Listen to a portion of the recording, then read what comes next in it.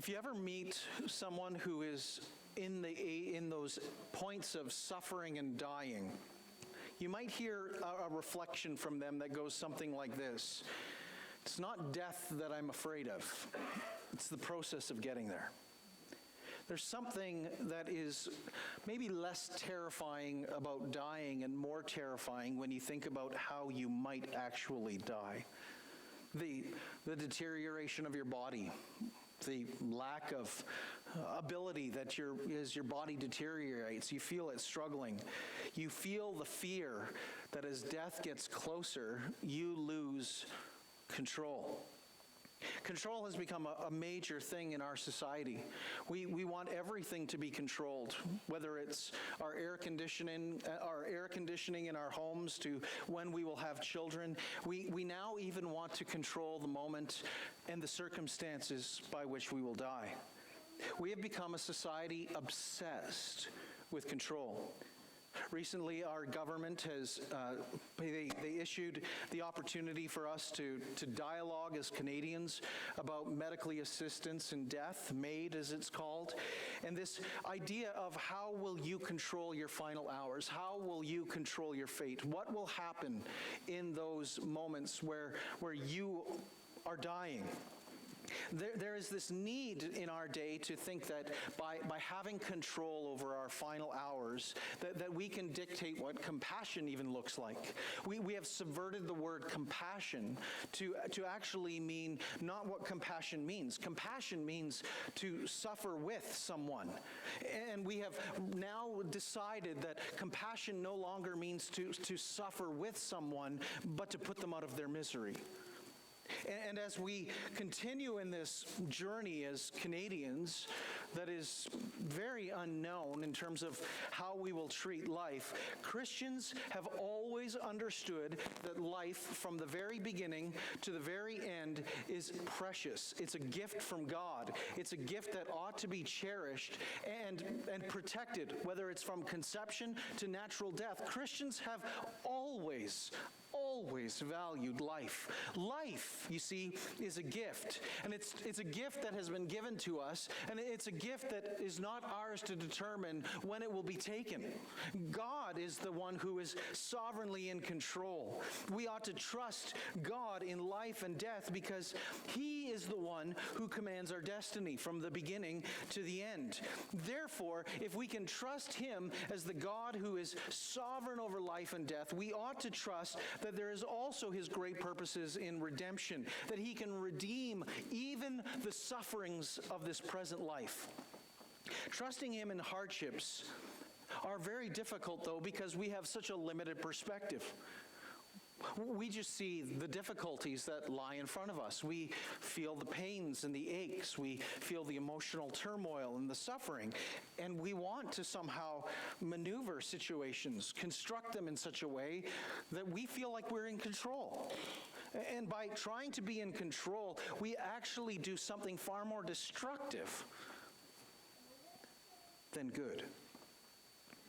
How is it that in the midst of sufferings and hardships and even in death, God can bring good? That's a very hard question that many of us don't even want to think about. It means that we have to face our mortality. Ecclesiastes 7 actually has a very interesting statement. In Ecclesiastes 7 verse 2, the teacher there says that it's better to go to the house of mourning than to the house of feasting. In other words, it's better to go to a funeral than a party. Now, we're feeling all morbid now, aren't we? Why better to go down to the house of mourning than to the house of feasting? Because in the house of mourning, you think about what ultimately matters. You think about how life ought to be lived. And Jesus wants us in His impending death to see how all things God is working out his sovereign purposes for good and for his glory. And John 18 reveals so much of how God is at work in a glorious and beautiful way. And I want us to see this in three ways. The first is, I want us to see that we can trust God who is in the one who is in sovereign control over all of human history. Now, you might have just heard me read this passage and you say, how on earth do you get the idea that Jesus is in sovereign control over all of history from a passage where overwhelming force comes, arrests him, and takes him away to his crucifixion? Good question. John knows that we know the various other Gospels. In fact, his Gospel is the last of the 4 Gospels to be written. And throughout the Gospel, there's little hints that suggest that we know details from Matthew, Mark, and Luke, the synoptics. Because we have this knowledge, we can fill in some of the blanks. And John doesn't feel the need to play out everything. In fact, so confident is John of our knowledge of the Gospels, Matthew, Mark, and Luke, he can actually become very vague as he begins this description. Whereas the other Gospels will talk about Jesus going to the Garden of Gethsemane, naming it specifically, going there, praying, having sweat that is of drops of blood, his disciples not able to stay awake. John could skip all those details. And he gets intentionally vague. In verse 1, where John says these words, now Jesus had spoken these words, he went out with his disciples and went out across the brook Kidron. He's very specific. Jesus is leaving Jerusalem. He's going across the valley where there was a garden. That we all know from the other Gospels that this garden is the Garden of Gethsemane. So why is John being so vague here? Why not just say he's going to Gethsemane? This is where he often went. This is where he went to pray. This is where he took his disciples. This is where he did teaching. It was a common place. We know that from this passage because Judas knows it's a familiar place. So John, why be vague in this moment? Why just say that it's a garden? Well, the garden here actually becomes a motif. It becomes a framework by which John will actually structure chapters 18, 19, and 20. The garden becomes this central theme. We see it here in verse 1, that Jesus leaves, he goes out of Jerusalem after the Last Supper, and he goes to a garden. We're told in chapter 19, verse 41, that the garden is also, this garden is a generic term. It's a place then where he goes and is crucified and buried. And then in chapter 20, verse 15, when Jesus is resurrected and the people come, they meet him and they mistake him to be a gardener. All throughout this section then, there is this theme of a garden. And it's not to say that the other Gospels are wrong, but John wants us to think in a biblical framework. He wants us to think in terms of the entire Bible. And when he does that, he's already prepared us from the very first words of this gospel to think in a biblical framework. The very beginning of this gospel was, in the beginning. And the beginning reminds us of the very first words of Genesis. And Genesis begins, Genesis 1, with this 7 days of God's creation. And John's gospel begins with these 7 days that lead up to a new creation in chapter 2, where he makes wine from water, where he does something new, a new creation. So it's no surprise then that John's got in the back of his gospel, in the back of his mind, and tries to put it in the forefront of our minds, creation. And so just as the gospel begins with creation, it also ends with this idea of creation for a very good reason. The garden is to remind us of the very first garden. The first garden that's mentioned in the Bible in Genesis 2, verses 8 through 16. The garden where God had put the man and the woman, where they were to dwell in security and peace. And John compares Jesus' betrayal with the very first betrayal that ever happened in human history, the betrayal in Genesis 2.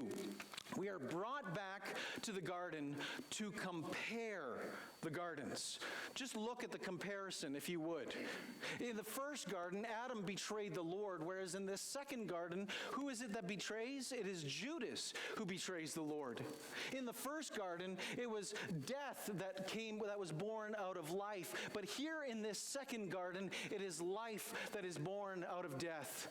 In the first garden, Adam was the one who was overcome by temptation, seized and falling into it. In the second garden, it is Christ who overcomes temptation.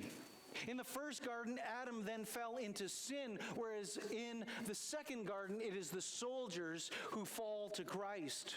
In the first garden, it was Adam who had sinned, who hid himself. But in the second garden, verse 4 tells us in this passage in John 18, that it is Christ who puts himself forward. He presents himself. And in the first garden, when humanity had sinned, they were ushered out of the very presence of God, and a sword flashed at the entrance of Eden to keep anybody from coming in. And in the second garden, the sword of Peter is put away. Here we have these two gardens. And these two gardens are more than a place of betrayal. It has now become the place where betrayal is overcome. It's overcome, and it is the beginning of God's new creation work. God is about to do something fundamentally new, something fundamentally glorious. And he doesn't want us to miss the connection with the first garden. Because by comparing and contrasting the two, what we find is that there is a new creation coming, as John will tell in Revelation 21 and 22, where every tear will be wiped from the eye, where there will be no more disease or sickness or sorrow or pain or sadness, when we will see God face to face. And now Jesus demonstrates that he has complete authority. As in his ministry, he could pronounce a word and have authority over wind and waves.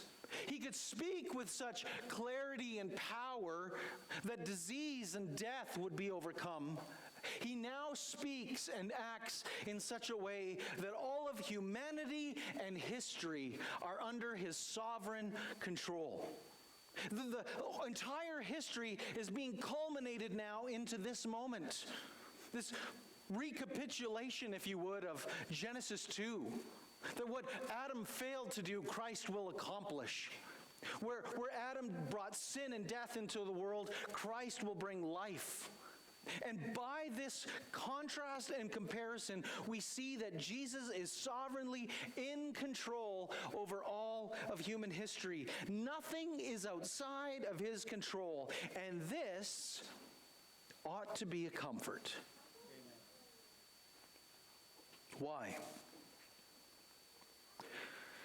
It's kind of hard to see how there's comfort here. Maybe initially, it looks like Jesus is out of control. It looks like horrendous evil. It looks really awful. Jesus is about to be betrayed and arrested, falsely accused, and killed. And yet all of this is in his control?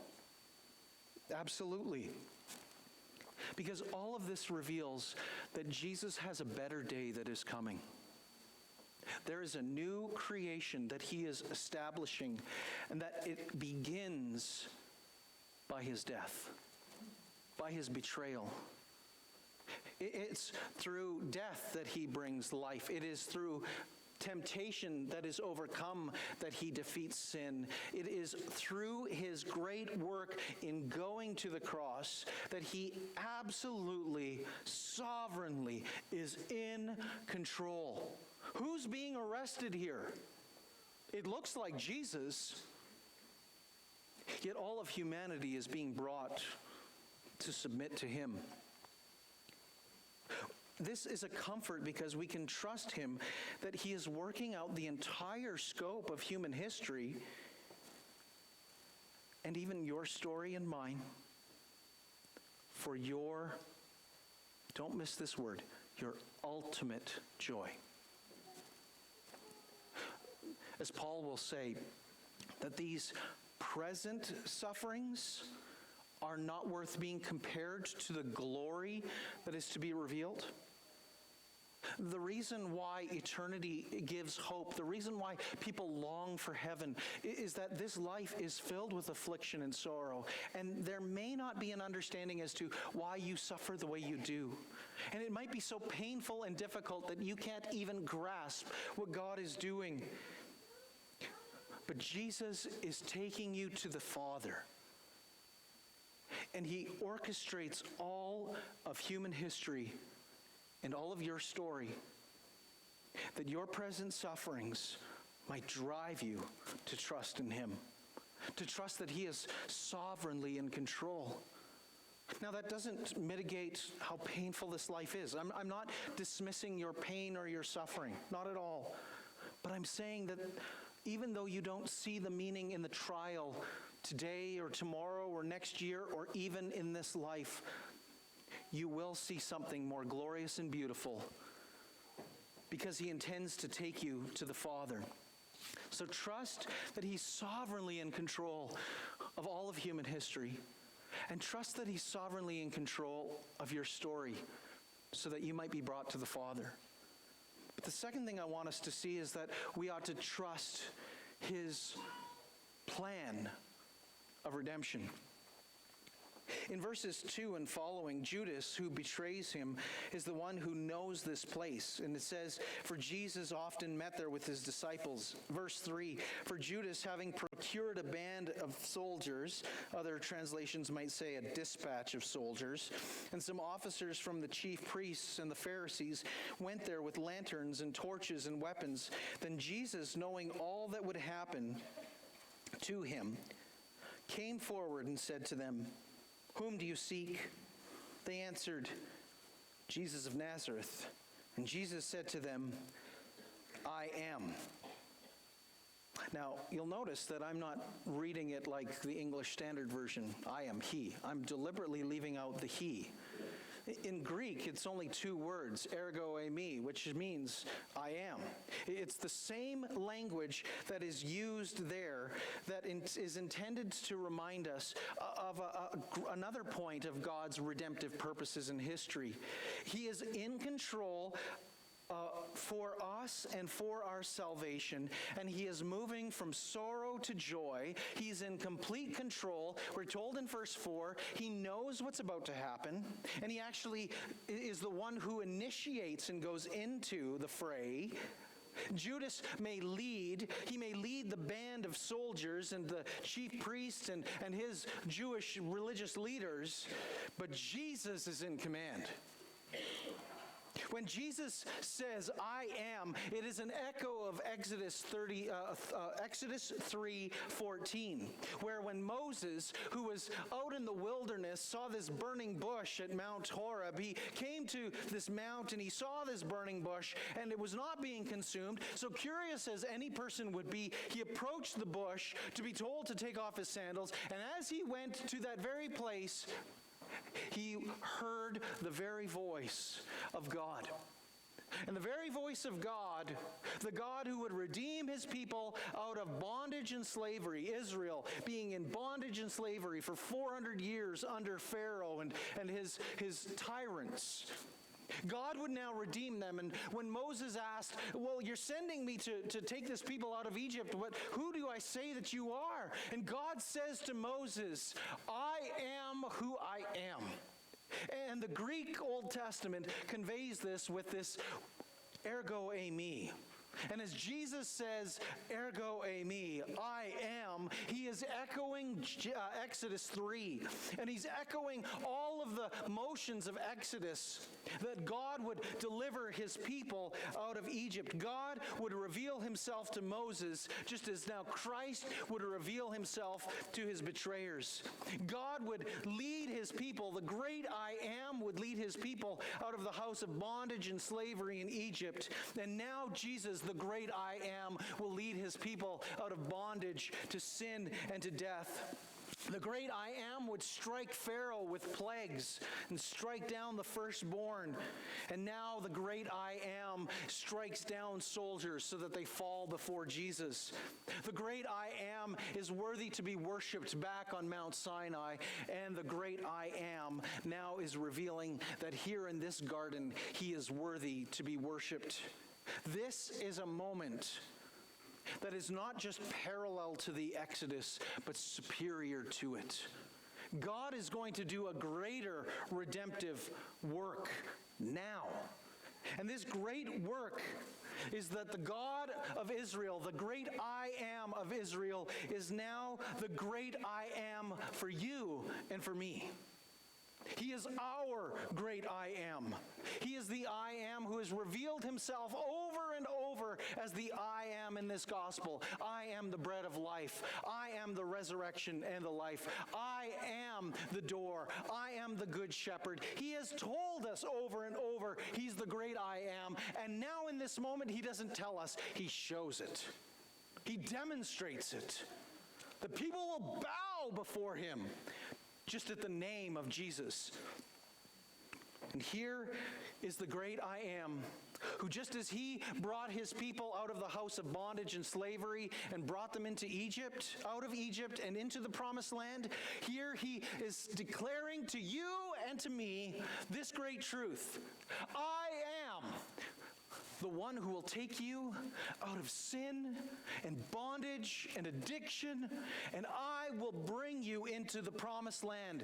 As Jesus said to his disciples in John 14, I go to prepare a place for you. And if I go and prepare a place for you, I will come again and will take you to myself, that where I am, there you may be also. He's preparing a place. He's preparing a promised land. And all of the story of the Bible is culminating in this moment. All of creation, all of the Exodus. Jesus is now bringing all of this together by going to the cross. For it's by his death that you find life. It's by his rejection that you find acceptance. It is by him being forsaken that you find forgiveness. And it's by him being despised that you become the Father's delight. You see, this is his plan of redemption. Everything's being worked out. And the result then is, if we can trust that he's sovereignly in control of history, and if we can trust that his plan of redemption is being worked out, then we also ought to trust that he is powerful over evil.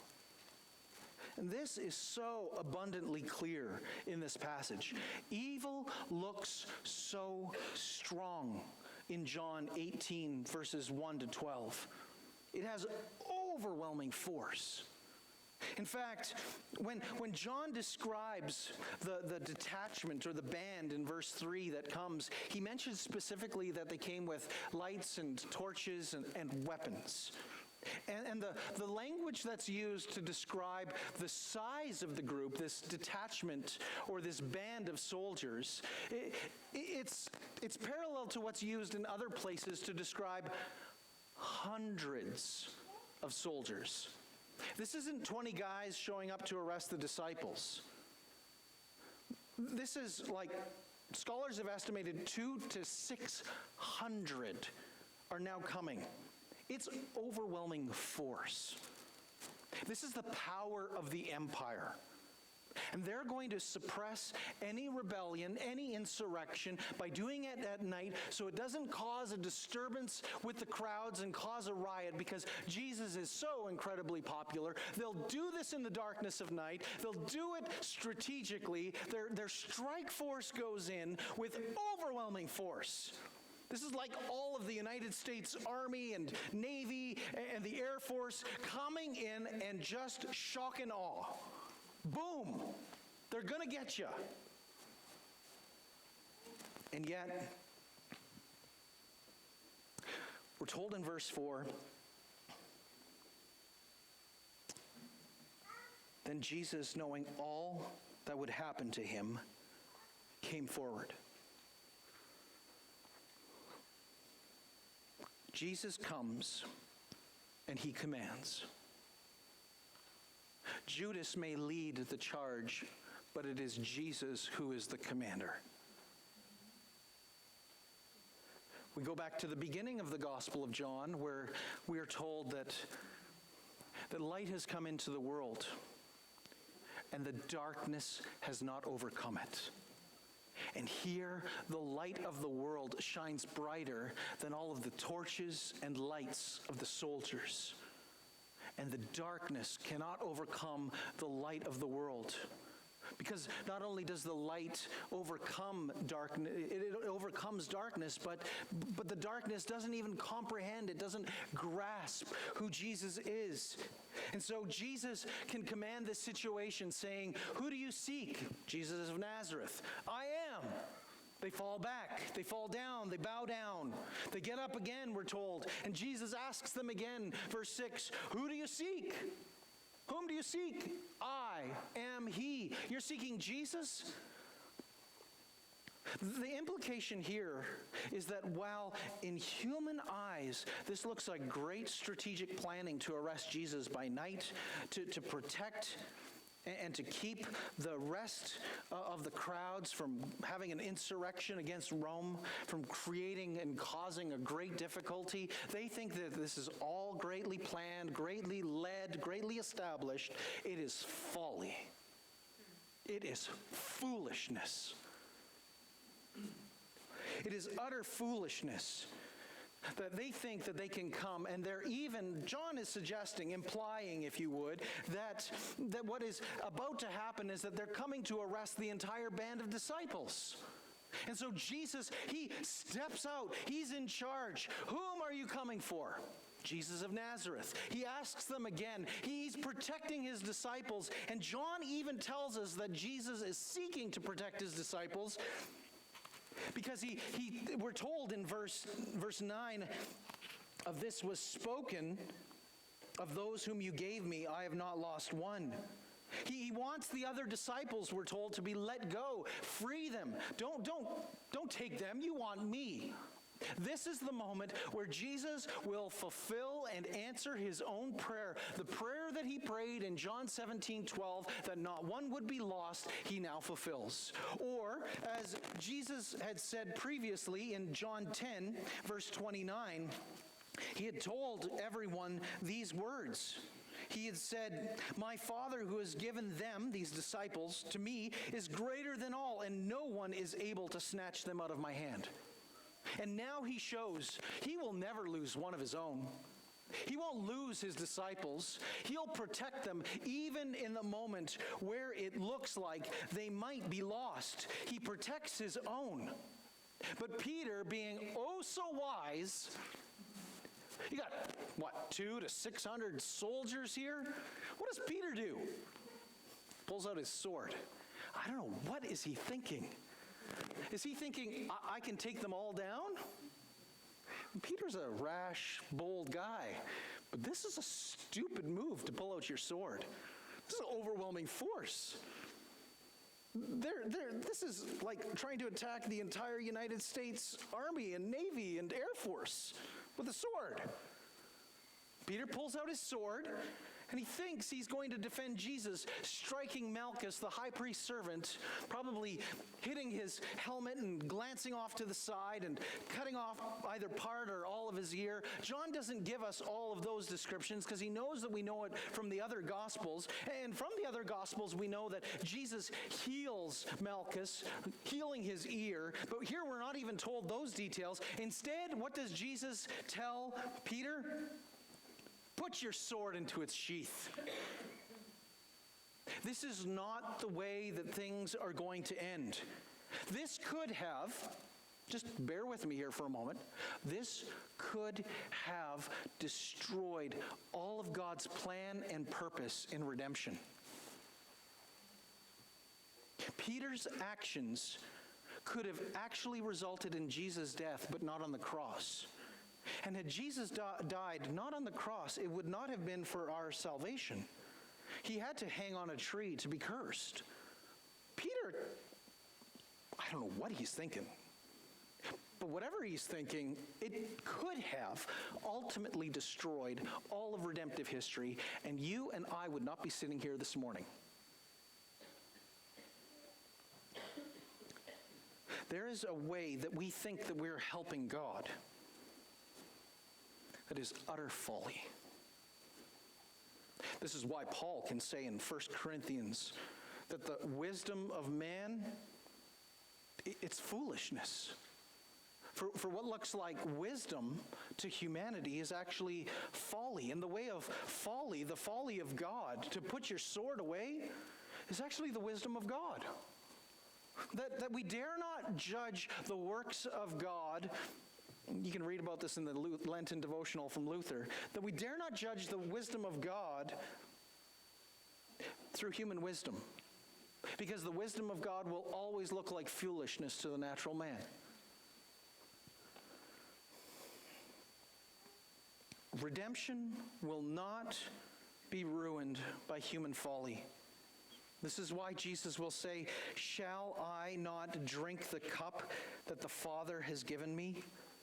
The suffering that Jesus is about to endure, it is not suffering put on him by Romans, nor is it put on him by Jews. It is a gift given to him by the Father. See the language there? It's given. It's a gift. And this gift that the Father gives is the cup representing sin and judgment and damnation, all of hell and its fury. And Jesus here is saying, I will drink the cup of sin and judgment and hell, and I will swallow it all, and I'll put it in the grave, so that all who trust in me will never drink the cup of the wrath of God ever.